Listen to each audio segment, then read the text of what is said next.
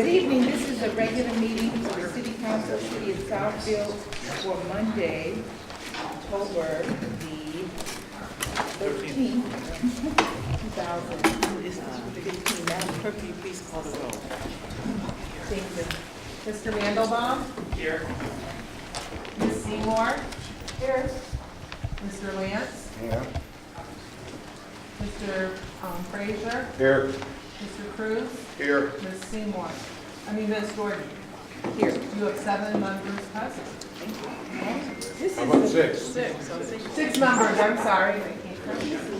Here I am. 6 members present. All right. This is a joint meeting between the City Council and the Southfield Arts Commission.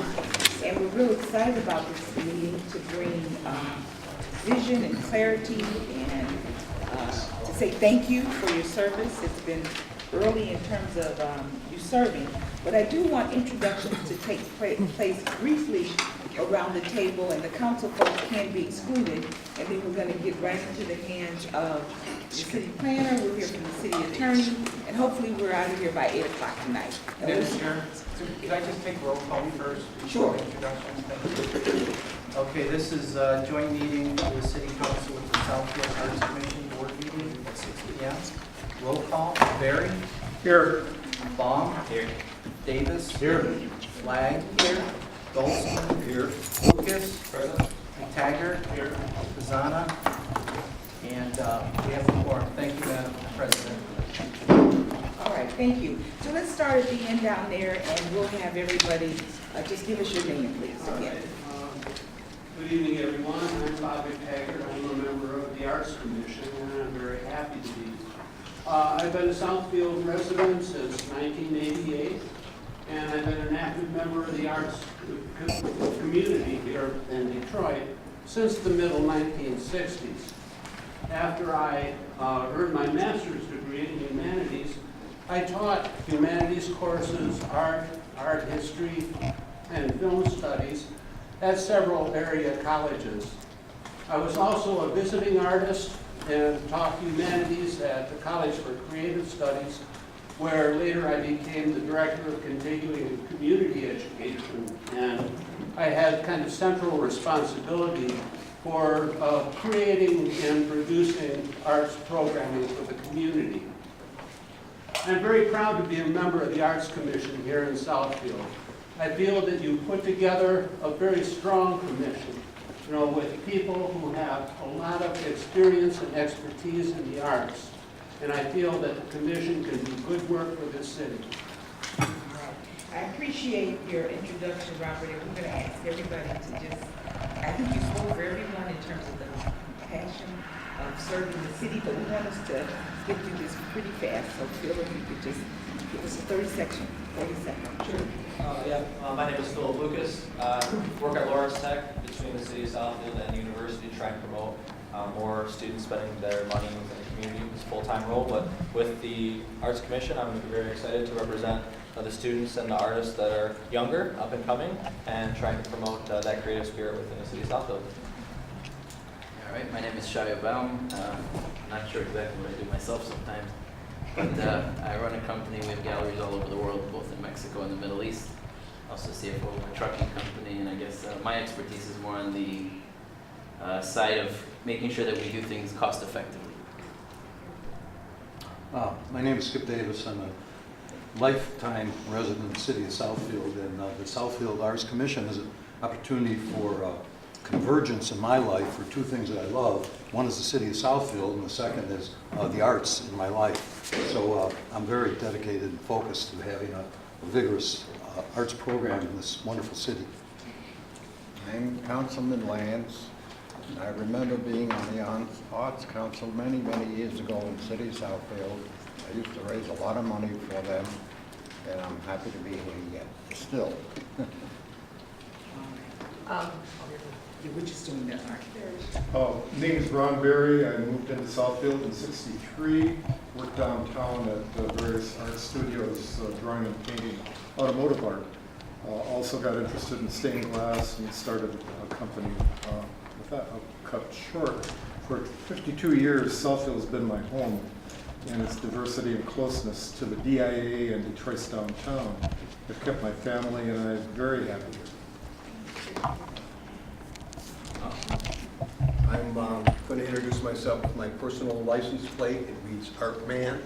And actually my name is Harvey Goldstein, but I have been a graphic designer, art educator, and art advocate for over 50 years.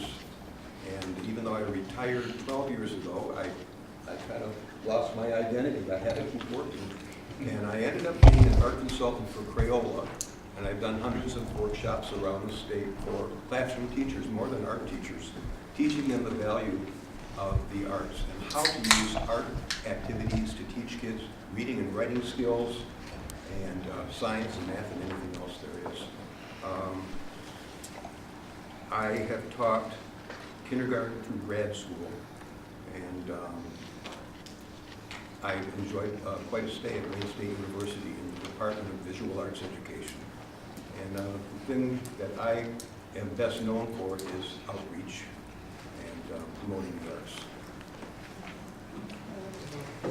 My name is Dolores Flagg, and you know, it's an old saying, it's kind of hard to toot your horn when you like for someone else to toot for you, but I hope you like the music that I sing tonight. But I'm an educator. I am an activist. I'm an advocate for the arts, for social changes, not only for the arts, but just for mankind. One of the things that, as being an educator, an administrator, an artist as well, is that I want to make a difference. I'm a good person with a good heart who's willing to roll up their sleeve and make it happen. And I just want to say thank you for allowing me to be part of a team, an initiative that is coming to fruition. In fact, it has come to fruition. And I just want to say thank you. And one of the last but not least, one of the things that I've done throughout the years of my educating children for 35 plus years is that I've spearheaded a lot of arts initiatives, art programs. And one of the philosophies and initiatives we have with the council, with the commission, is that getting the arts beyond the boundaries of the classroom, beyond the boundaries of the building. So I'm glad that I'm part of this initiative. So thank you. And then lastly, is the jury. Mike Van Hoy, resident of the city since 1954. Recently have worked on the coasting the baseline project. All right, Ms. Crowe. Yeah. Good evening, everybody. I'm going to act as MC just to help guide the Arts Commission members with a brief overview of what they've worked on today. And to start, our city attorney is going to give a little background on how the Arts Commission was established and their powers and duties. So I'm going to turn it over to Ms. Ward. So I was asked just to kind of give an overview of the ordinance. The ordinance was passed recently by council, and the goal was to put in place a commission that would focus on the development and implementation of public art within the city. The board is comprised of 9 members. 3 are appointed by the mayor, 6 by the city council, and the ordinance is, you know, is inclusive in terms of kind of the commission looking into various aspects of art and talking about locations and implementing fundraising, but it also gets specific in terms of what the city council intended for the commission to do. And some of those, and the ordinance itself was included, Terry, it's still in the packet? Yes. It was, I saw, I think, around page 94 or so of the packet. The ordinance appeared, and it has the powers and the responsibilities of the commission. So in essence, again, very specific kind of focus points that the council intended to really look at public art and develop a comprehensive public art plan for the city, to look at locations, where should public art be located, and make those recommendations to council so that council could determine if those are the appropriate locations to actually install public art.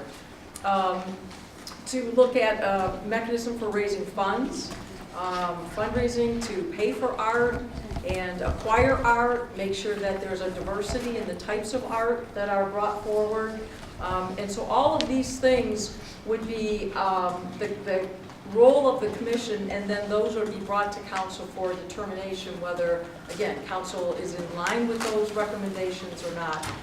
In terms of the fundraising ability, we know that all the funds that are raised would be held by the city, they'd be held in the name of the city, but again, recommendations by the commission as to the appropriate maybe selection of different art and installation kind of maintenance, those type of things out of that art fund. So in general, that's the function, and I think that's in large part the identification of the art that was done by the commission, all of the art that they were able to identify in the city is kind of one of the first steps from the ordinance. Okay, thank you. Our next presenter is the chairman of the Arts Commission, Shia Baum, and he's just going to briefly give the council and the audience an update of what we've been working on today. I want to get off script for 1 second, Terry, if that's right. I just want to say thank you to Terry and to Dave. We've accomplished a lot as a commission. We really couldn't have done it without the two of them. So I want to take a second to thank the two of them. I think we've done a lot as a group, as a commission together, and I think our weakness has been we haven't communicated that well enough to the public outside of our room when we meet. So I'm going to try and correct that today. We had our first meeting in March of 2015. We've had 5 meetings to date. Our first major accomplishment was the Southfield Public Arts Guide. I think everyone has a copy of that. The way we split our committee was we split them up into subcommittees. So we had 3 or 4 people in each subcommittee, which each one took a task, and as we go down the list, you'll get more detail on each one of those. Our focus has been on the Public Arts Master Plan. We inventoried all the artwork in the city of Southfield, and you'll see pictures and images of those. The design guidelines and maintenance, we've come up with ideas on how to maintain the artwork that's currently in the Southfield City possession. Education outreach, Dolores will follow up on, and the fundraising strategies, Phil will get into more detail. Thank you. Our next presenter is Bob McTaggart, and he's just going to briefly highlight some of the elements of the Southfield Public Arts Guide.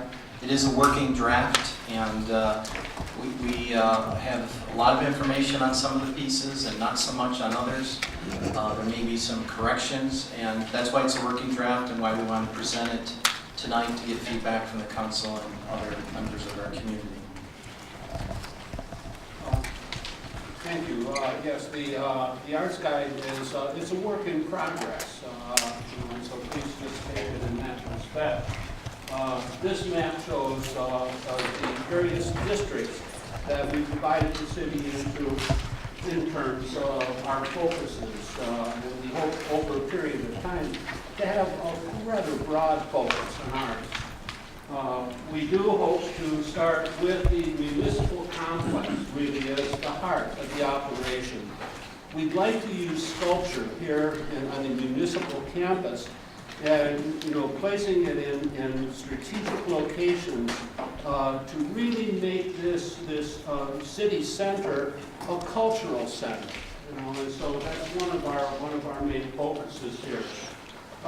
We have developed an art inventory form, and on the left-hand side there is the sculpture "The City of Southfield" by Melvin Lasarowitz. It's signed and dated 1983, so I imagine it's been with the city for that long. For a long time, probably since the 1980s, though, it's been hidden on a hill behind the Civic Center where nobody can see it. And we hope to bring it out front because it's really an important work of art. Mr. Lasarowitz died here in February of this year after a long career at Michigan State University, and he has a lot of major installations, including at the Performing Arts Center at Michigan State and also at Oakland University, as well as the city of Southfield. It's an important piece of art that deserves our attention. Another piece of art that is pretty well hidden is the hanging Icarus, which is in the back of the city pavilion. We're looking for a good place to put that. Couple of other examples, there's the gazelle from the city offices, and sculpture on the right-hand side is on Lawrence's campus. We're also taking a look at the public art that is brought to the city by some of our business partners. And on the left-hand side is one of the bronze pieces that's a very beautiful piece, basically right across Evergreen Road from us here. A piece with not as much note is over in the Bulbrick Woods, and that was a donation to the city some time ago. Can I ask you a question about that? I don't know if that's the way we want to run this meeting or not. But the one at the Bulbrick Woods, that's been updated. Because for years it looked like it was about ready to fall apart. Right, yeah, it has been restored. Yes. Did the artist restore it or did someone else? I imagine, and I'm not sure about this, Councilman, but I think that it was probably the Parks and Recreation Department that did it. I understand that the artist has moved out of town. Okay. I just wonder if it's still considered a piece of art. Where possible, we'd like to use the artist, to help us, with the pieces that belong to the city. But I don't think that happened in this case. But I think that Parks and Recreation followed the intent of the artist in, matching the colors that were already present there and such. Okay. Thanks. Now, some recommendations here. Now, first of all, a very important piece of art is this piece, The Crowd, by Pomodoro. A difficulty with this piece is that it's really quite large. It's 6 feet high and it's 8 feet long. And so there's a conflict here. One school of opinion is that it has got to be placed indoors. And this is what Dumichel's told us when we asked them about it. Another point of view says that it can be clear-coated and placed outside. As far as an interior location for a piece of that size, it's really very difficult to find one. We looked at the center of the city hall, but it's really much too big. It would overwhelm that space, and the gazelle really looks good there. So we're not quite so sure about that. We have a couple locations in mind right out in front of City Hall that it can be placed outside, and we want to get further expert opinions about that. There is a possibility that some of these pieces we're going to suggest might go on the open market as a way for us to gather some funds to restore and to install the other pieces that we still have with us. And there's a possibility here that this Pomodoro could bring in a significant amount of money. The Great Lakes piece, we think that the best place for that would be on the west wall of the ice arena, so that it faces out in the direction of the Civic Center complex, and it would have very high visibility there. The Motown mural is another piece that's problematic because of its size. That piece is 16 feet tall and 45 feet wide. And there's maybe one wall over at Beechwoods that would accommodate the piece, but it would be a location where it wouldn't be seen. We understand that there's been some interest on the part of, perhaps the airport, in having this piece. And it might be a good idea for us to place it where it can get the recognition that it really deserves. The baby elephant we haven't seen yet. One of the things that we're considering is a children's sculpture park that would be located just to the north of the ice arena. Not to interfere with the picnic areas, but more in the area that used to be the playground when all the cement work was in there. And it might work out well in that location. The Boy and the Bear, unanimously, the commission believes that the Boy and the Bear should be placed in the library. where children would have the greatest access to it. And this was something that was very important to Marshall Fredericks. And Ron Berry has written, by the way, a really eloquent piece based on Marshall Fredericks' wishes for the piece, which I'm sure he would be glad to share with the council. The fiberglass horses, we've had several locations that we're looking at for those. One location would be perhaps adjacent to the wood that would be near the Children's Art Park that we envision. Another place was along Northwestern Highway, where we have the new bike path set up there. The horses could be along in that area. The Whale is a piece that's still looking for a home, and it might be a good centerpiece for the Children's Art Park. Or again, for the right kind of money, perhaps we might consider selling that and using the proceeds for some of the other important art endeavors that we have to undertake. Thank you, Bob. Our next presenter is Dolores Flagg, our vice chair, and she's going to talk a little bit about education and outreach, which is one of our subcommittee assignments. Okay, well,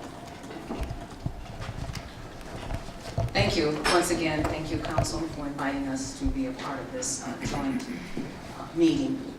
Education is a key factor in keeping the arts alive in our community. One of the things that we felt that was very important, that we develop partnerships with companies, organizations, as well as universities and local school, private as well as public schools in the city of Southfield, to get them aboard, to get them to understand how important it is that we're all on the same page when it comes to developing, showcasing, and promoting the arts. Southfield, as you all know, is a very viable city. It is a very cultural, diverse city. And one of the things that we wanted to do is get a partnership with many of the local organizations, ethnic groups, like, for example, years ago, I don't know if this organization is still here, it's Asian Pacific organization. We have the Hispanic organization. So in other words, getting all of those organizations that are creating the diversity in our city aboard and letting them know how important the Southfield Public Art Commission is in conjunction with the City Council. One of the things that we mentioned that is in place right now, and our students are being taught art education, but we need more collaboration from the city as well as other companies and businesses to let them know that whatever it takes to get the arts in place, as well as educating our students to let them know that it starts from the ground level and works its way up. One of the public art education spheres, and I kind of pointed out some positive things. We want to change good attitudes. We already have a good attitude in the city of Southfield, but more importantly, it has to start from the ground base, and that's where our elementary kids, they need to be respectful of the arts. It's like we have beautiful sculptures, and oftentimes as an educator, art teacher, I often wonder when we put things out and showcase, are the kids going to tear it up? Are they going to deface it? Well, surprisingly, it doesn't work, it doesn't happen. In fact, it does an opposite. It's almost attracting them to be very positive with their attitude, say, taking pride. And so the same thing happens to adults. We take pride in our city. So we have organization, I don't know what this organization, but it's a program called the Beautification of Southfield. This too can be expanded. It needs to be looked at so that it not only looks at communities, but we can look at communities not competing with one another, but collaborating with one another so that we all are on the same page and not competing with one another. I also mentioned something about our Southfield nature conservation. Southfield has a number of parks. We want to have the parks as part of our bike and walk routes, which you have now, art installations for bikers. We can put art pieces throughout those biker routes. In addition to that, we want to revisit the beautification campaign, as I said earlier. We want to create a walk booklet, and I think we have something like that in place now, that we have with the art pieces that are being showcased, that's going to be as part of this opening. And also, we want to develop some type of comprehensive cultural tourism. And when I say we want to develop, that we is inclusive of everyone, not necessarily coming from the Arts Commission. Tourism is a moneymaker, and I think Shay's going to touch base with that. But one of the things we want to emphasize is how important it is that we do some type of cultural tourism that has something to say about Southfield. And I told them myself when I said VHF, and they say no, CD, about the city of Southfield. We need to be able to put our hands on some type of CD that will highlight not only the beautifications points of Southfield, but also our arts, our sculptures, our paintings, etc. Another thing that I thought that would be, we thought I should say, is to celebrate the Arts Day or celebrate the weeks. And here's where you come in with the collaboration with businesses. Throughout the week, we will highlight the arts, starting from the schools, elementaries, all schools in the city of Southfield, all businesses will highlight a day of art in the city of Southfield, or a week. And this will include churches, synagogues, you name it. Southfield have several universities.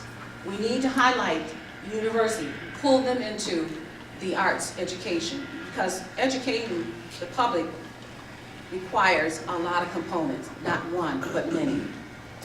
Another thing we want to do is the Southfield universities and the colleges have a lot of art things that are going on, exhibition that we need to be aware of, that we can pull into the Arts Commissions, and hopefully this will be beneficial for our cultural activities.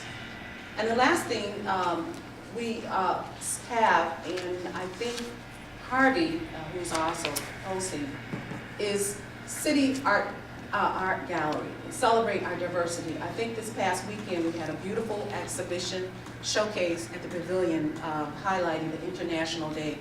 And I think one of the things that the City Arts Gallery would point out how we can showcase arts of different diverse groups.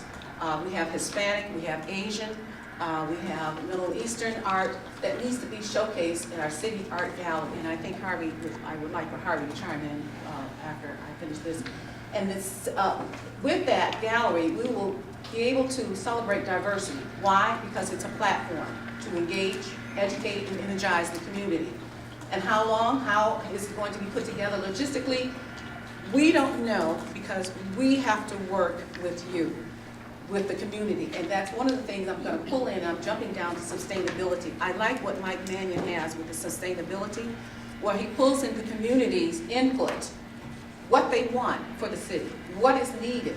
There has been so many wonderful things, and speaking to Acting Mayor Fakasi, he shared with me earlier that we had so many wonderful things in the city of Southfield that were so vibrant.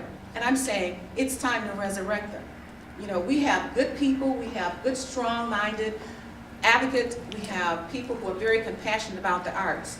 So I think with that said, I think we need to get the input from the community and move forward. Okay, and last but not least, who will benefit from the Art City Gallery, Southfield community? I need not say any more, because you know that when you have something that is being showcased and it sends out a positive message, everybody is impacted. Everyone wants to come aboard. So I think that with the City Art Gallery, that would be a very positive asset for the city. And the opportunity of lifelong learning. One of the things that I experienced in teaching is that I went to the senior citizen home. There are so many artists that are in the senior citizen home that are not being tapped into. And we need to tap into those artists, those people, and that is one of the reasons why we have an art registry and directory of art organization, as well as art and artists as well as art educators. And with this said, we want to be able to create a database of all the artists. And sometimes you have people who are very modest. They may not say they are artists, but deep down inside, that artist is laying very dormant that needs to come out. And so that's what the commission, one of our charges, that we would like to do is to have a database of the artists that are in our community. We have so many. In fact, you have one that just recently did an art exhibition, an art piece that won at the Park West Gallery. He was a recipient of a 25, or I don't know the dollar cent, but it was the first place, a resident of Southfield. So, I mean, that in itself is a plus. And so there are so many, many others. So, but with that said, the Friends of Southfield Arts, Phil is going to talk about that, how that can play a part in fact, I was actively involved once upon a time with the Friends of the Library, not the library, but with the historical. And I understand they have a benefit that's coming up, and someday we too will have a Friends of Southfield Arts. So, getting back, and last but not least, and I skipped over that lifelong learning. It starts from K through 12 on up to adulthood. You know, senior citizen, we want to reinvigorate and develop public interest in the arts. And we have a lot of people who are involved and interested in the arts. Thank you. Okay, Mr. Lucas, did you have anything you wanted to piggyback on that? With their friends Okay, of sure. Southfield.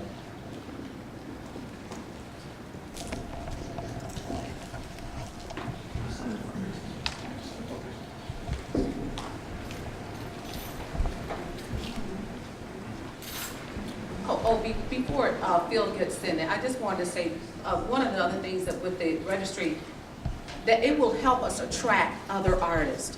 When something is being held on a good note, it will attract. It's the old saying, if you build it, they will come. And I think in this instance, if we have a strong arts community, it's going to bring in other people of interest, similar interests. So that's one of the benefits of having that. Okay. Thank you, Dolores. Thank you. So we put together a master plan with maintenance guidelines, all these pieces of great artwork that the city has here, existing as well as new pieces that acquired from various sources. And then we look at how we can educate the public on existing art as well as new art. But the biggest problem is fundraising, right? How do you pay for those things? You know, we have a beautiful sculpture. How do we restore it? How do we make sure it still is around for future generations to see? And that's where all these pieces come together. That's why all of our subcommittees work together to make sure that we're all thinking about how can we make sure it is sustainable, as Dolores mentioned. So our goal is to ultimately self-finance, right? Our goal, as she said, our goal is to be able to self-finance these projects. So if we acquire art or it's donated by a business, we're able to do things with that art, not just sit on it and not sure what to do with it. So we may need to borrow some funds to begin with, but ultimately our goal is to be able to not have to put any burden on the taxpayer. We want to be able to put those pieces within the city and be able to continue to keep culture and art in our city. So how do we do that? And these are all the different ways, right? You gotta have a lot of different ways that we can look at how we can do fundraising, because not one way is gonna be the key. Every piece is important. We looked at crowdfunding and the different ways to do that. Public art requirement, which we'll get to in just a minute.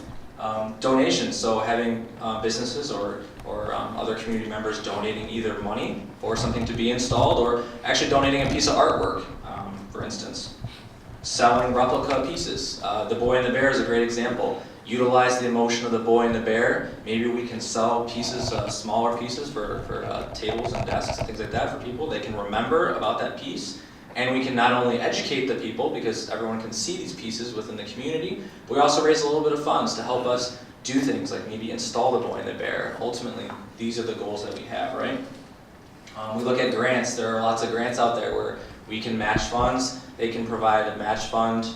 We can do bigger and better things. It's just like any other type of fundraising components. And ultimately utilizing many other resources such as the City Center Board, the DDA, Smart Zone. There's a lot of other opportunities where some of these boards have been looking for ways to get creative things in the community, so we can help. We can be the vehicle to help with that process with your support. And then finally, using the business consortium and corporate sponsorship. So as Mayor Fracassi mentioned before, we had a great business consortium in the past with as help support the arts. We hope that we'll be able to tap into that again and continue to make things even better. So there are lots of different ways that we looked at fundraising, And we just want you to know that we're open to your suggestions, we're open to throwing these options out, and ultimately, like I said, we want to make sure that we're self-sustaining and that we have the proper pieces in mind for the public to really enjoy in Southfield. I'll take this next one. One of the potential ways to raise funds, and we borrowed what East Lansing has already established and other communities have utilized, is that for any new site development or major redevelopment, we would require 0.5% dedicated towards art for a maximum amount of $12,500 for projects between $1 million and $2.5 million.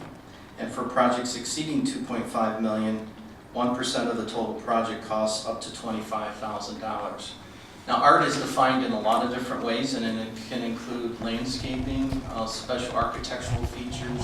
It can include sculpture, and it can include a combination of thereof. If a project in itself doesn't want to install art on their site, they can contribute towards an overall art fund.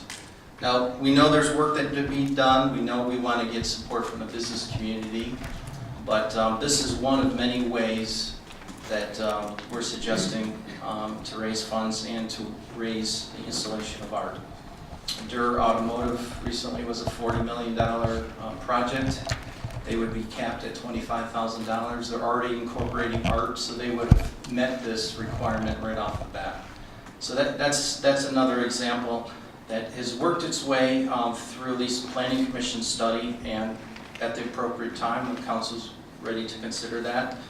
Maybe after some meetings with the business community, get support. But I can tell you, I spoke with the mayor of East Lansing. He said they have a long history of art installations in the community. It was easy to get the business community on board, and he said that the business community wants to support it, and they were willing to support it because it was capped, and they knew what the potential investment was going to be, and they were already doing these things, so it was an easy sell to that community. So that's, again, just one of many examples. And I believe that this is an opportunity for the mayor to give us a little historical background on some of the previously events, subcommittees, special task forces, and history with art. So I'll turn it over to you, Mayor, if you want to give a little bit of overview for the audience. Well, let me just say this to you. I would like to sit down with the Arts Commission at a time and review it rather than take up the time tonight. Okay. I'm supposed to be a good boy tonight. Okay. So, Madam Chair, this was our brief overview. There's obviously a lot of work that's been done in the guide that you have. As noted, it is a working draft. It's not supposed to be a final document at this point, but it was the Commission's attempt to inventory existing art, to incorporate the art that was acquired by through the Northland Mall loan from the city, and to look at fundraising, education, maintenance. We've had a couple pieces of art that have been offered for donation, one of which the city has accepted to date. We know that the City Center and the DDA and the Smart Zone want to be partners and have allocated some funding to help get art established. We have this beautiful Evergreen Road that we're going to be celebrating in a week, and there's lots of opportunities on the municipal campus, on private campuses, the Lawrence Tech, to celebrate and to continue our cultural awareness of art. So with that, we're turning this portion back over for open discussion from council members and the Arts Commission. Okay. And I believe that there will be no final decisions from the council tonight. It's just informational. We're talking and it's going to be dialogue, and then we'll go from there. So council, we will open it up if you have any questions at this time. Mr. Mandel.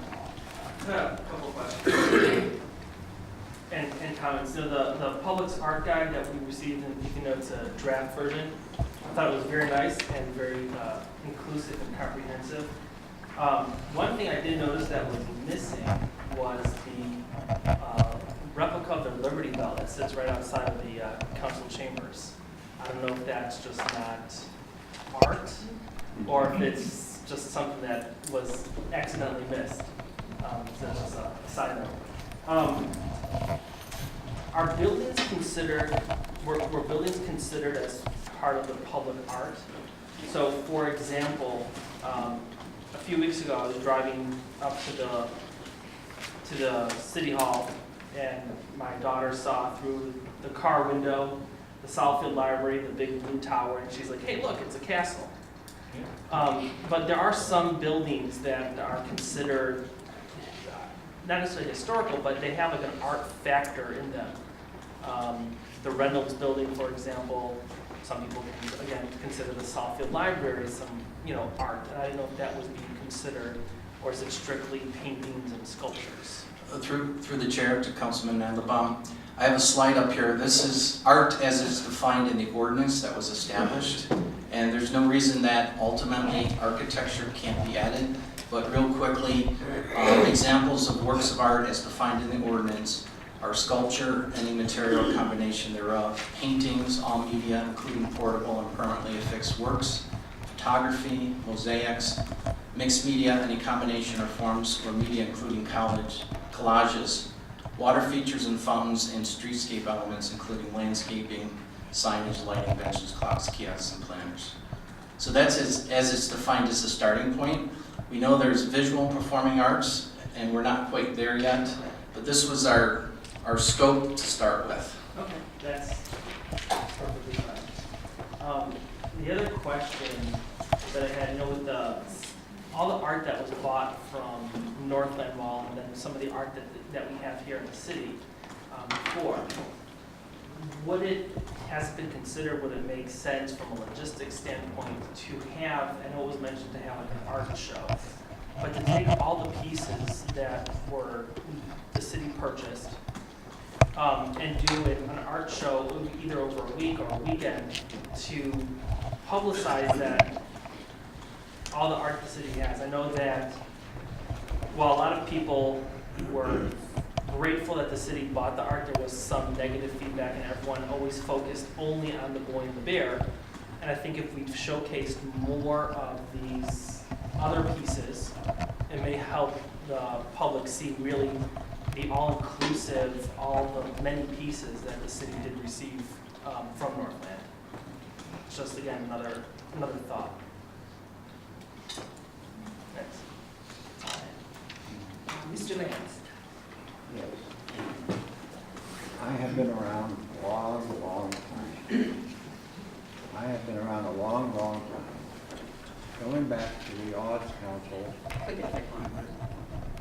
So push on the bottom, at the bottom, push up. There you go, thank you. Can you hear me now? Yes. I've been around a long time, and being on the Arts Council a lot of years, we tried to establish an art museum and everything that goes with the arts. And I have a nephew in New York who's a famous artist, and he donated 5 oil paintings at that time. Today they're worth a fortune. They're not here. Within 6 months, we had no protection for anything.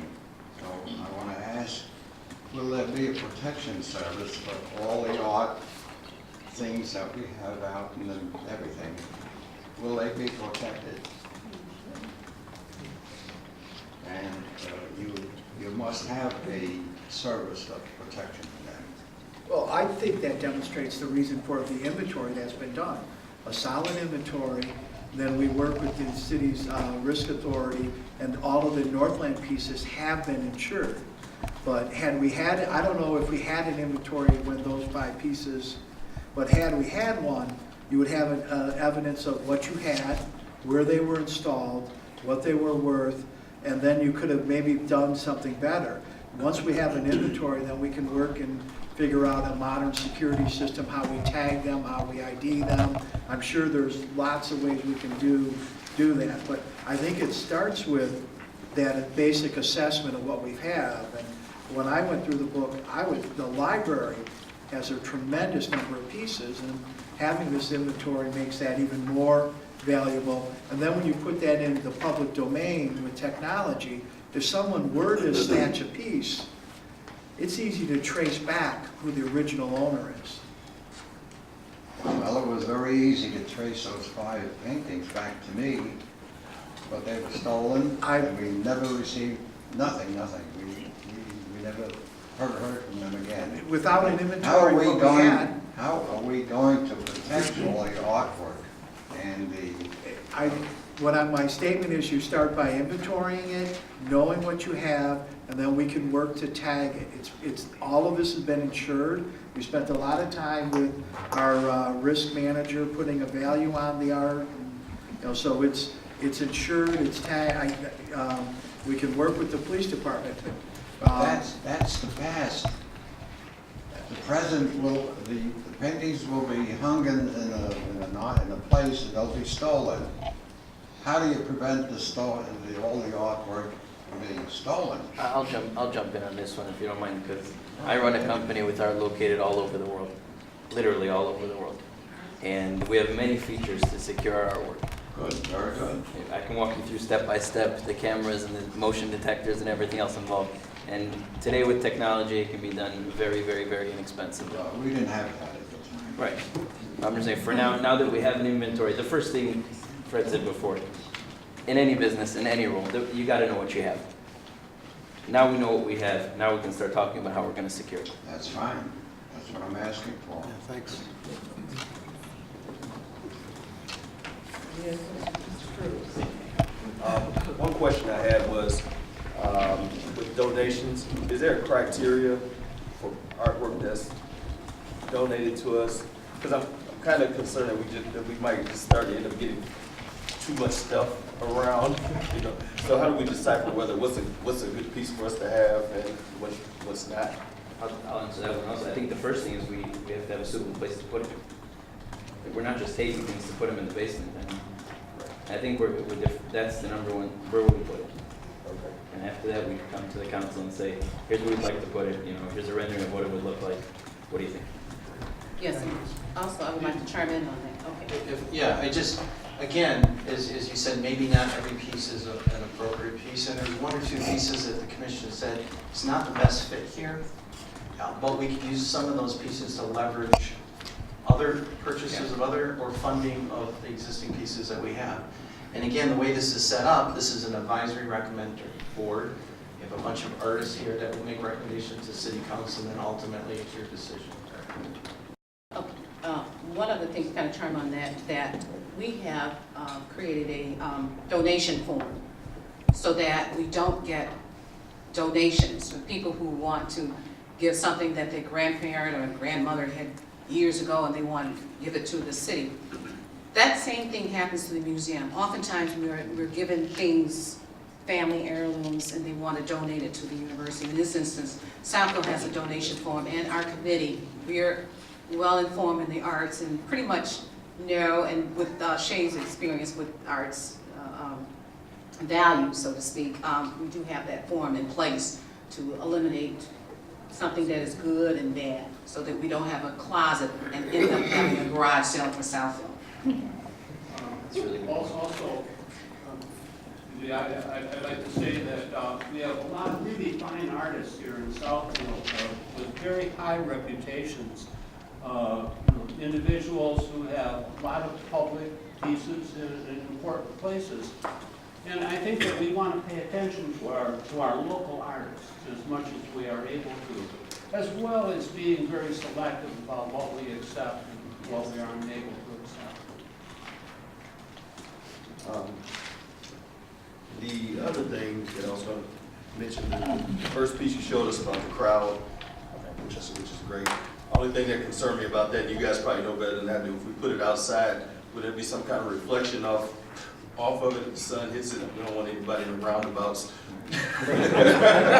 killing everybody. That was just, I'm sure that's something that, you think about. I just had 2 of them real quick, was what Dolores talked about. I really think it'd be great if we work with all the schools to have a piece at as many of the schools around here as possible, and that could even be some type of field trip for students to Well- go around to all to the various schools, look at them, Right, evaluate them? and another thing I wanted to mention, I should have mentioned earlier, is that aside from having our art in the park field trip, we have a lot of art in the city of Southfield. Just taking the children to the arts works that are in the city of Southfield is a field trip, in addition to the different parks. We have about, 15, 20 parks. And I myself, I made it a point to go to all the parks this summer. And to my surprise, there's small ones and large ones, but same thing applies to the arts that's in the community. That can be a wonderful field trip as well. And just the last, Excuse me, go ahead. I was gonna say, just the last thing would want to say is that I hope we consider maybe reserving a piece or two of artwork from Northland for that space once it's developed sometime down in the future. We did something like what was done with St. Bede's, to have some type of, being historical and so forth, that it'd be something, it'd be nice to have a piece left there to memorialize or to remember that space for what it was. So I think if we could consider that, I think that would It's be a great idea. Just, can I just respond to Councilman? One of the ideas that the Arts Commission was to have an art conservator as a volunteer to help guide us with what to do and what not to do with the pieces. And we reached out to Moshel for the crowd, and specifically, they said they highly recommend it does not go outside because it would diminish the overall value. It is designed like the Bean in Chicago, where you get reflections of large people around it, and the appropriate place is to be indoors. But each piece is going to be different on the way you handle it, and that's what the commission is looking to get the right expertise to guide the city on this. I just want to mention quickly, my personal vision for the arts in the city of Southfield, begins with the new Evergreen Corridor. There's nothing that's happened in Southfield that is as big as the opening of this street. It's been looked at, and it's been an inconvenience for everyone forever, and this is big. This is huge. My vision for the Evergreen Corridor, the newly freshened and beautifully landscaped corridor, is to create a concentration of art. People go to Art Prize in Grand Rapids because there's art everywhere. I envision the new Evergreen Corridor as being an art corridor where it's stocked with our assets that we have on hand right now, so that people don't have to drive from 9 Mile in Evergreen to 9 Mile in Beach to 12 Mile in Telegraph to 8 Mile in Telegraph to see art scattered all around the city. My vision is to see initially the assets that we already own and already enjoy brought together in this corridor and create not a sculpture park, not like Meyer Garden Sculpture Park, but a concentration of the beautiful pieces that we already own, where people don't have to climb hills and valleys to see a piece that's hidden over by the golf course. Or over on Beechwoods, there's a beautiful sculpture that's just isolated that no one ever will ever see, unless it might be along the walking trail that's out in front of the Civic Center here. And we have smaller pieces that people can enjoy as they walk and bicycle through the city in this concentrated area, as well as having large-scale pieces that will inspire and enhance and create a feeling of wonderment as we drive through the Evergreen Art Corridor. So that's my vision, is to have this fabulous concentration of creativity right here in our municipal corridor.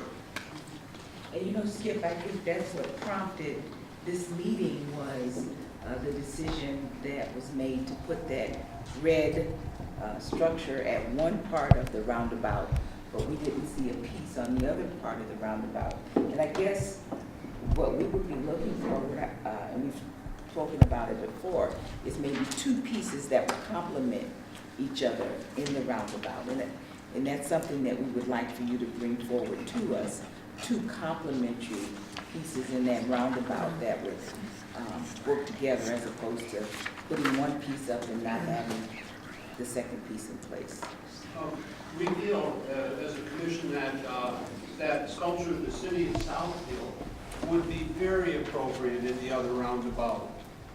Which piece is it? This is the piece by Melvin Musarowitz that's on the hill behind the Civic Center that's been owned, this piece of work has been owned by the city since 1983. But it's invisible back where it is, and it's really a very lovely piece, and it's an important work of art.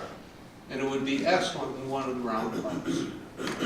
So moving forward, and I know you've given us some recommendations, but giving us two great recommendations for the two roundabout pieces. Ms. Seymour.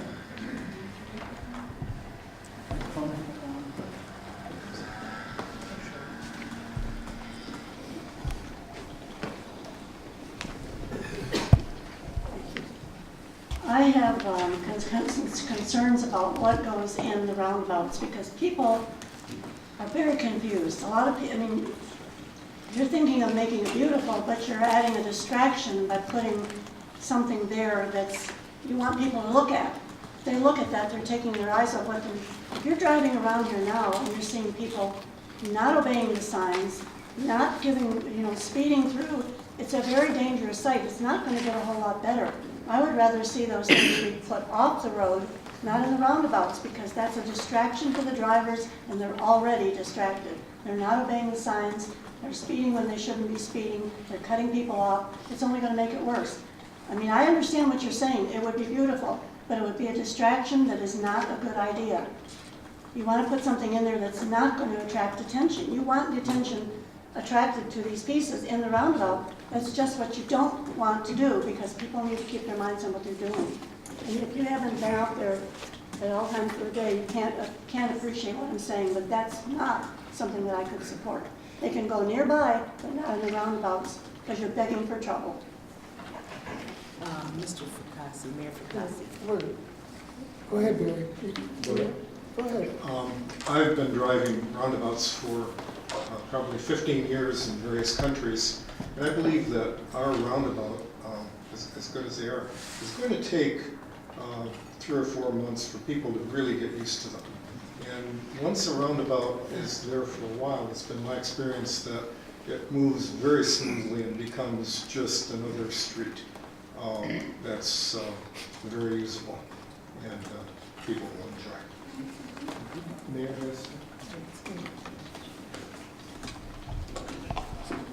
Yes, I'd just like to throw out something that was done some time ago. But we had the Business Consortium of the Arts, and I'll read the first 2 paragraphs. Anyways, they form a committee, which we already have now, develop a specification for the sculpture with an AE, City of Southfield, and the Business Consortium of Arts Committee, develop potential costs and schedule. Develop a list of potential artists to be invited to compete for the opportunity and funding to supply the sculpture. Organize blue ribbon judges to select the short list of artists to be invited to compete. The judges would be comprised of business, city, and art people with the firm understanding what is necessary for a fashionable piece of art. Develop the competition criteria and budget document. Gain approval from the Business Consortium and the city. Issue the document to the artist. It is thought that the artist would be required to build or assemble as much of the work on location for the public to see. Only one winner would be awarded. All others would be honorable mention due to being on the short list. In future years, the outdoor sculpture show could be a purchase prize competition with one piece being added to the center every 2 years. Oversee the review and judging of the renderings or models when the artists, select the artists and interview. I thought that was the basis which that Business Consortium of the Art was working towards, and if it had been back then approved, every 2 years we had a contest and we had an artist sculpture all this time. And this was a project that was, believe it or not, called the Parkway Study, and it was actually the city center. It was way back in 1974. and pick out Allied and all the businesses that were across the street. It shows also, you know, maybe 50 pieces of work that were scattered through across the street west of the Civic Center. And just throw that out for an idea.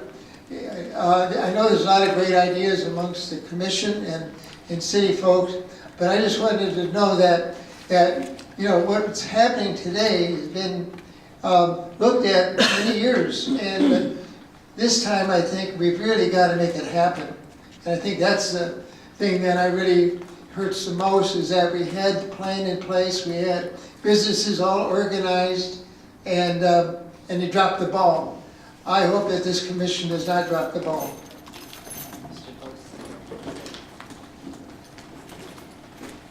Thank you. I just wanted to, we don't have to go back to the slide, but we were talking about what types of art we would be looking at. And it mentioned sculpture. Just before our first commission meeting, I was in New Orleans at the National Art Education Association convention. And I went to a presentation by a lady whose business it was to hire or refer artists to different cities for gateways. She brought out an interesting point. She said, today, more people see art not in museums, they see them in airports and malls and whatever. And when I saw this thing that we put in here on gateways, I thought of this lady because she gave me her card and she has a website and some fascinating, beautiful things, and they're all interactive. There's light and motion and sound. And I thought, my God, it's going to cost us a fortune if we ever made connections. And then at one meeting I was talking to Ron and he said, oh, you just heard of someone at Lawrence who teaches these installations, these types of things. They couldn't remember his name, but Phil said it's Steve Coy, right? And I think that's something we might want to look into in the future. I think it's an exciting thing, and it can really almost be a trademark for us if we come up with a thing. And then one other thing I wanted to mention, Dolores was talking about a city art gallery. And of course, I think in the original discussion, it was supposed to be located in Civic Center. One day I was walking out, I guess I paid my taxes on the last day possible, and I noticed that little office, what used to be Terry Case's office, Neighborhood Association, and there's nothing in there. They're passing out brochures. Right. And I happened to mention it to Michael Mannion, and he got real excited. He said he was just in Chicago, and he was at City Hall, and he walked in, and right off the front entrance, there was this exquisite art gallery, and it was local residents whose work was being shown there. And I was just going to throw this out. I thought that might be an ideal location. We could, and the work to Councilman Lance, the work would be secure there. I mean, we'd have to put a front, maybe glass or some type of wall in front, but there's always somebody at the information desk, and I think it's would be an ideal location for what it's worth. Mr. Frady. Yes. One of the things that I found interesting, I grew up in Kalamazoo, and periodically they had businesses that in their vestibules and in their place where the customers came in to, could be a bank to do banking or another business, they had local artists that hung their art there. Some of it was for sale, was like on consignment, and people could come in as they were doing their business, they could see the art hanging in the lobby, and maybe if they saw something they liked, they could buy it. But this would be something that maybe we might encourage local artists to, and businesses to work together to have art. Also, as Ms. Flagg was talking about education, I was thinking maybe an art appreciation class that I know people, myself, but let me talk about myself, I won't talk about other people. Let me talk about myself. I look at a piece of art and I either like it or I don't like it, but some of the art that I don't like, is real famous. And I'm saying, what am I missing? And maybe if I would go to an art appreciation class, I would understand what I'm missing by looking at it. But I also appreciate that art is different for each person. And for some people it's beautiful, for other people it may not be. So those are a couple of ideas. But I have one other point, and this gets into my nerdy part. Where I was reading the bylaws and the ordinance. One thing in the ordinance and in the bylaws, it says that if a member of the art commission leaves, that the reappointment is by the council. Well, in an extreme case, it could end up with the whole art commission being appointed by the council, rather than 6 by the council and 3 by the mayor. So I don't know if that's something that needs to be addressed in the. We looked at that originally, and we felt that, just drafting it, that, you know, if somebody had resigned or there was a removal, that maybe because you're just filling it for the duration of that person's term, that maybe it was just as simple to have council do it rather than try to go back to, was it a mayoral or a council appointment? No problem with changing that. I mean, if council would like an amendment to that and say that, you know, depending upon who appointed that particular member that is removed, then it goes back to that appointment. I mean, that obviously that's discretionary with council. We certainly can do that. That goes right back to my art. Maybe there's something I didn't see in it. You know what, Councilman Frazier, I would like to say the art appreciation would be most beneficial to all of us. I mean, never can get enough education with art. One of the things that I don't think I pointed out is that Southfield, I'm using Southfield Public Schools because I was a part of that. One of the things that we were concerned about as a commission is that the arts education's goals and objectives has to be part of the school's goals and objectives. If there is no art teacher, art coordinator in the school district, or even a private school or a secular school, there has to be some type of educational component within the core curriculum, part of the core curriculum. If it's not there, then art appreciation, art education is not going to be taught. So that's one of the reasons why we decided to have an art directory that will list all the art teachers, art educators, particularly the teachers and coordinators, because they will meet with us. We are hoping that we can come to them or they come to us so that we can tell them what we're all about, what is needed in Southfield. Even though they may not have the support of the curriculum being inclusive as part of the core curriculum in their district. But that's one thing that we can work on, because it takes a lot of effort, it takes a lot of resource to get art within the school district.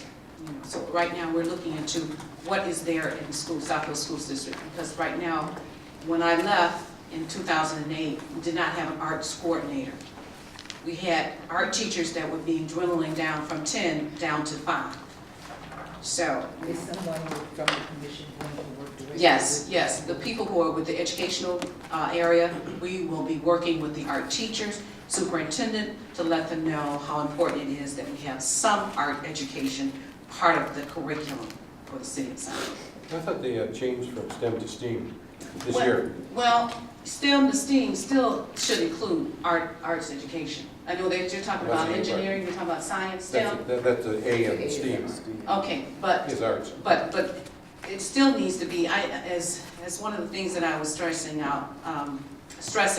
to the former superintendent, that we have coordinators for science, we have coordinators for math. We need a coordinator for the arts, because you have to start educating at a very young age. This is like you said, you had art appreciation if you had had it. Yes. However, but at any rate, that's my point. My point is that we need to start, we're going to be starting with the art teachers and the superintendent to help get some type of educational program going.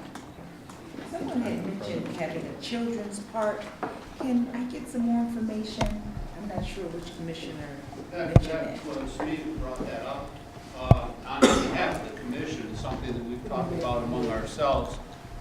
Some of the art that we got from Northland seems very appropriate for children, and we could add to that. And, you know, sometimes we think of sculpture parks in terms of adults and the cutting edge art, the slightly controversial. And, you know, to have a place where children could be comfortable with art and to, you know, to be able to touch it and to realize that it's art. You know, we thought that that would pay attention to a very important segment of our population. I think that's a great idea. Thank you. We have an area right in back of the ice arena that is a children's park. Right now in Southfield, that could accommodate some of that.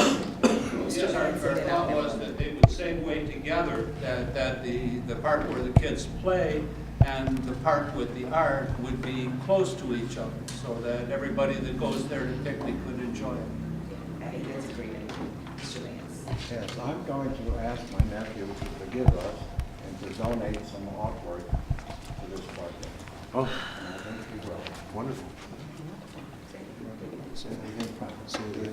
Everybody hear me before? Just turn it off. I said I was going to contact my nephew and ask him to forgive us for the other stolen work and to donate 2, 3, 4 pieces. I think he will. That'd be very I'm generous. going to call him tomorrow and we'll see.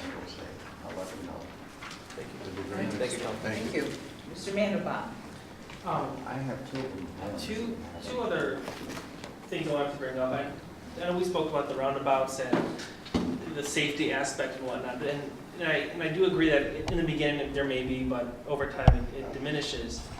But if you go to any older city, anytime there's a roundabout on an island, there's always a statue of someone on a horse. So I think that, you know, people are used to seeing art in the middle of the street. The other thing I was thinking is that, you know, we're talking about making the art available and accessible to everyone. And I'm probably thinking too far in the future. But if we had on the city's website a designated place for art where you could get, you know, movable pictures, so you could get like the whole view, not just one angle, with a description of the art, the history behind it. I think that would also make it more accessible. Even then, with the schools and the bad weather, instead of traveling out, they could, you know, bring it up on the overhead, have it on the screen, and you could really do art in the classroom. Yeah. Ms. Seymour. Can you hear me if I don't use the mic? Maybe not. I guess I'm going to have to disagree somewhat with Mr. Mandelbaum. My concern is not having art in the roundabouts. That's not what I object to. You see pottery, you see ceramics. My concern is when you have something that no one knows what it is, it's going to distract them. And a piece of very contemporary metal sculpture that really doesn't have, you can't define it, is going to distract people. If you have, and I think if you're going to have art, have some of the same thing in both places. We have a lot of senior citizens around here. A lot of them drive through here. People are already confused. I'd like to think everybody gets used to it, but what happens when they don't? We need to think about that. There's other good places to put the piece that's being proposed to be there. You put it on Central Park Boulevard right there at the corner. That's a very prominent spot. That Central Park Boulevard could use some art and some, you know, some upscale decorative things. That would be a good place that a lot of people would see it. But putting something unusual that is not easily identified as a man on a horse or a fountain in a roundabout, you're just begging for trouble, and I'm concerned about that. You get to see it, right? Before I turn it over to Fred, I have one other comment, concern as it relates to fundraising. And I know Mr. Crow had mentioned having businesses give back to the community with new site development, and I guess I'm not in favor of that. I think we've got to come up with other creative ways to raise money to fund the public art. So I'm not in favor of taxing our businesses in the community as this relates to. Let me kind of, Glenda's, I hate to go back in all this morning that I have here. But anyway, you know, that was under the business consortium. That was the Allieds and Bendix and all these people's letters of support for that. So, you know, when you get business people that are interested in art, they supported, and if the figure that they're talking about is almost exactly what Terry has brought forward. And it's just surprising that way back when they were talking about the businesses having the same kind of a program that you got in East Lansing and the one you're presenting tonight. So I'd be much in favor of it. Yeah. I'm just saying we have other needs in the community. I think they need to be prioritized before we focus on art in the community. Let's pass it over to Mr. Zorn to sort of sum it up and wrap us up. Yeah.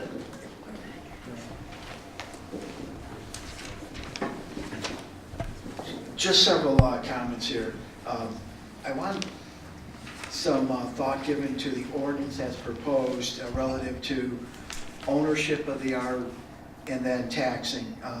If we, and Terry, I think you and I spoke about this a while back, that if we require a piece of art to be put in place that is the art is still privately held, it's going to be on their tax rolls.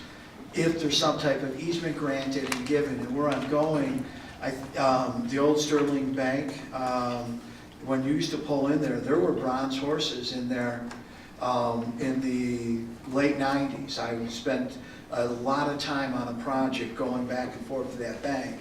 And when Sterling Bank was there, you would pull in. Those are gone. And when we approve a site plan, we enter into maintenance agreements and that, and I'm really getting into, you put these things into ownership. So one of the things we need to give some thought to is, does the company grant an easement of some sort and let it become public ownership? And the benefit to them would obviously be structured as some type of tax benefit, but it would also be tax exempt. I bring that, I spent a good part of my career in about a 4-year legal battle with Masco over their privately held tax art collection, which at the time was like $176 million personal property question. So I want that, some thought to be given to that. A lot of discussion about art and education. Again, kind of going back to the inventory, you set up something that it can be a contest for students, people can do day tours, sections. There could literally be a contest where people go out and have a level of interaction. Now, I've got a challenge for us in this room that we need to give some thought. I'm going to give you 3 numbers. $500,000 is what we acquired for the art. We spent $35,000 having the art moved and crated. I've got, the city has a $535,000 investment in art. I figured, shooting from the hip, permanent location and installation, $115,000, possibly some restoration. I'm no art expert. So I look at it that we have a $650,000 challenge. The good news is we've already raised half the money. And for those of you who've been involved in capital campaigns, between the commitment between the Friends of the Library and the Library Board through the Miller Trust Fund, we're halfway there. So at June 30th of this year, when we closed out our year, the city's books, we've got an internal loan to our local improvement revolving loan fund for $535,000, just a little bit. So, you know, we've talked about some fundraising, and I would like to, in the next month to 6 weeks, come up with a clear strategy as to, is the fundraising going to be a crowdsourcing, some type of corporate commitment campaign? But I'd really like, I think we need to have a game plan, you know, by Thanksgiving to possibly move that forward. And I throw out different things that have been said to me. Free the bear.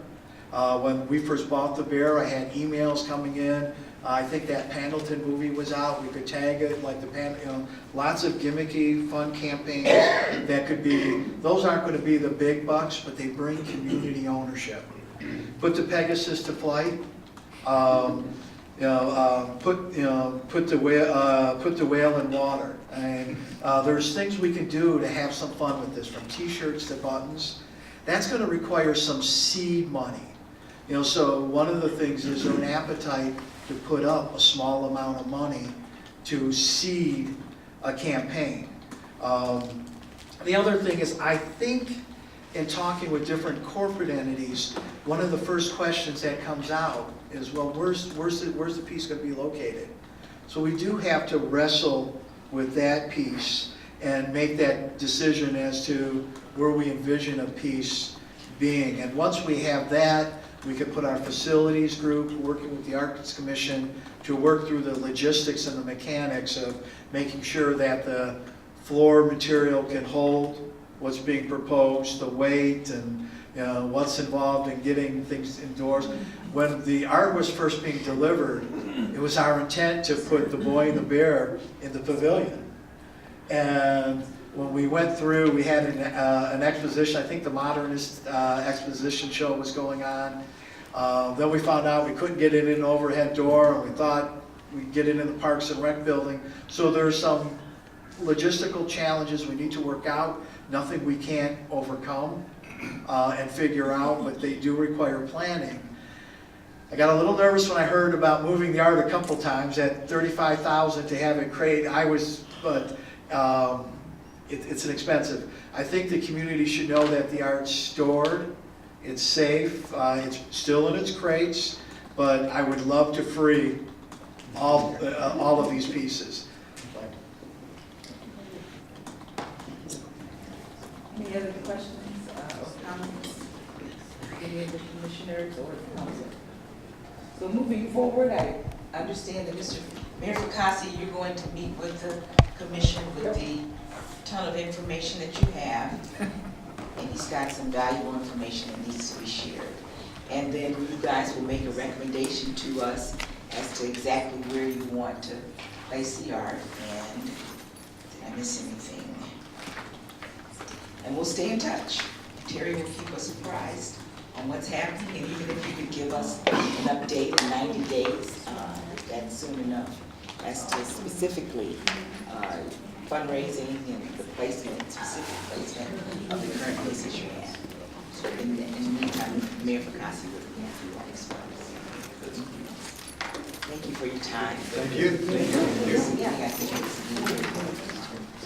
that's it. We do, and no, we're not adjourned yet. We do. You're free to leave, but we do have one other item under the communications portion. And the first person that's requested to speak is Mr. Gerard Mullin.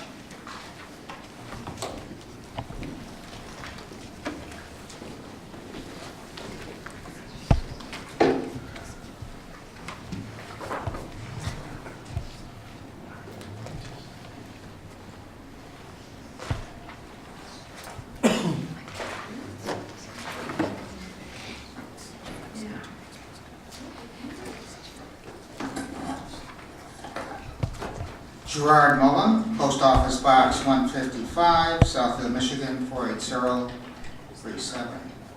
I'd like to ask this council a question. Why wasn't a public notice for today's added council meeting posted in accordance with the Open Meetings Act? That is Public Act 267 of 1976. You will note, no public notice, no public audience.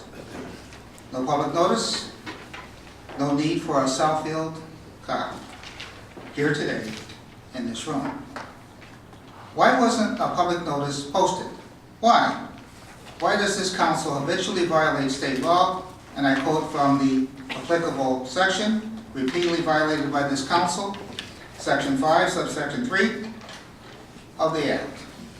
If there is a change in the schedule of regular meetings of a public body, there shall be posted within 3 days after the meeting at which the change is made, a public notice stating the new dates, times, and places of its regular meetings, unquote. This added council meeting for today was scheduled at the September the 21st, 2015 COW council meeting.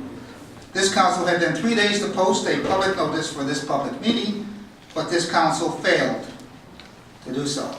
Instead, this council posted an agenda, a de facto public notice for this public meeting, which was posted last Wednesday, October the 7th, 2015, 17 days after the 3-day deadline, in violation of state law. Also, I have an additional question to ask. How is it possible for someone to sign up to speak during communications for this very meeting? The answer, it isn't possible for most folks. Let me explain. The deadline for signing up for communications for this very meeting was last Wednesday, October the 7th, 2015, prior to noon. And the de facto notice was posted on the very same day after the sign-up deadline. A true catch-22. There is a simple solution to this dilemma. By this council emulating the Oakland County Commissioners' meetings in Pontiac, the center of it all. In Pontiac, one signs up during the meeting, not 6 days prior to the meeting, to speak during communications.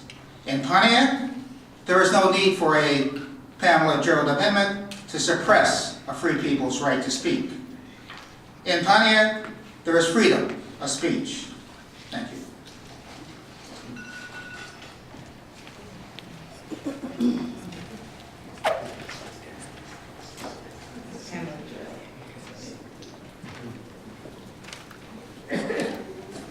I'm going to get right to the point. I just wanted to let this Arts Council know that you really need to be diligent and pay attention to your own agenda, because sometimes some of the city officials don't always properly engage and lend the support that they should. And we have a tendency in this city to just do a lot of things for reasons that are really just unknown to the residents. For example, the roundabouts. We only decided to implement the roundabouts because there was money that could be obtained if you do it. Now, anyone, I think, with any real intelligence would have known that that street was not wide enough to do a roundabout. If you want to see a real roundabout, go to 15 Mile and Farmington Road in West Bloomfield. The roundabout is nice and wide. It's 2 lanes that you can roundabout in. And the landscaping is wonderful. There's concrete, not asphalt. We have a single lane roundabout. And it just makes no sense. And do you think having 2 of them close together will look appealing? It's like a mouse going through a maze. Roundabout, fear your life, drive for your life. 100 feet down, you're doing the same thing again. I don't think it was smart, but no one asked me. The other thing, you talked about the gateway to the city. Someone on this council, and I'm still doing my research, so when I call a name that I'll be very specific and accurate, decided to do a gateway at 8 Mile and Evergreen. Now imagine that street on the north side of 8 Mile, right at Evergreen near the Marathon gas station. Someone wanted a gateway to the city. The gateway to the city is maybe about 4 to 5 feet wide and about 20 feet long. I have pictures that I'm going to be showing, and I'll make sure all of you get a copy of those pictures, where the weeds were this high. That's the gateway to the city. There's a sign over to the right when you make the right turn that says, "Welcome to Southfield," and it's on wooden stakes. Now, if that's a gateway, then I guess I don't understand what you're talking about, and I'll ask for clarification. And the last thing I wanted to do was ask the council president a question. Whenever you are in a race, it appears to be a negative flyer. And I know you remember this flyer here, the fig tree, that had just some very disrespectful things on it about these 3 people. So I want to ask you for the record, do you have any knowledge about these negative flyers that were put out? Your time is up. The next person to speak is Ms. Yolanda Haynes.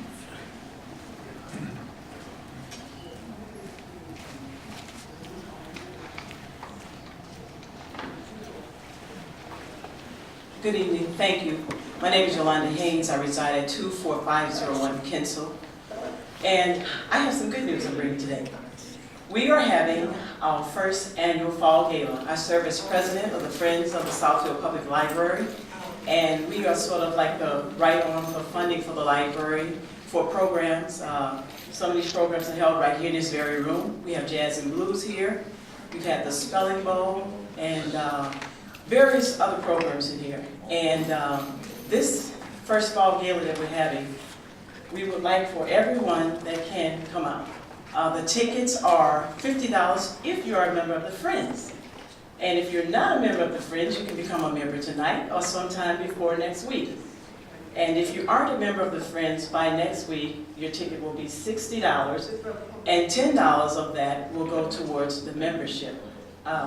This is something, like I said, we're really looking forward to having. This is something that we're bringing to the city to be a positive thing that we're hoping to do every year around this time in the fall. We will have a harvest, we will have live jazz music, nice food, and we will have raffles. We won't do the silent auction because we figure if you pay that price for a ticket, a few dollars for a raffle, we have some really, really nice prizes. I'll give you some of the prizes. We have membership, partial memberships, we have gift cards, gift certificates, different various art pieces and things like that. Not some of the elaborate art that you all were talking about. We hope to get that soon. And one of the great things that we're doing is we're opening up the new bookstore. It used to be the cafe and things didn't work out, but now we have the bookstore. We know that's going to work out because we are sponsoring that. Our bookstore is one of the best around. You get a great bargain on books. I remember one of the books that I got, it was $3 or so, and I looked it up and it was about $50. And that is the truth. We have gently used books. We also take gently used books. But we ran a contest real quick on naming of the bookstore, and we're going to unveil that at the ribbon cutting, which is going to be the same night of the gala as well. Now, the night before that, we're having the annual meeting. If you are a Friends member, you get to come to the annual meeting free as well. We're going to have nice refreshments. We also have a caricature artist that can nicely draw your picture. Sometimes they look nice. One of mine didn't look so good. But it's really a fun thing, and we'll talk about what we've done over the years, the things that the Friends have supported, and just get a little time to brag about what we do and what we're all about. You get to meet our board members, and this, like I said, is free and open to all board members. So get your ticket. You can get your ticket tonight. Like I said, I got them fresh off the press. And get your membership, and I'd like to see you all there. And remember, this is something positive for the city. We're going to do it every year. We hope to expand on it and make it a great celebration. And we kept everybody in mind, so try to come out for us. Thank you very much for having me. That concludes the communications portion of our agenda. Council, is there anything else to be brought this evening? Seeing none, we'll declare this meeting.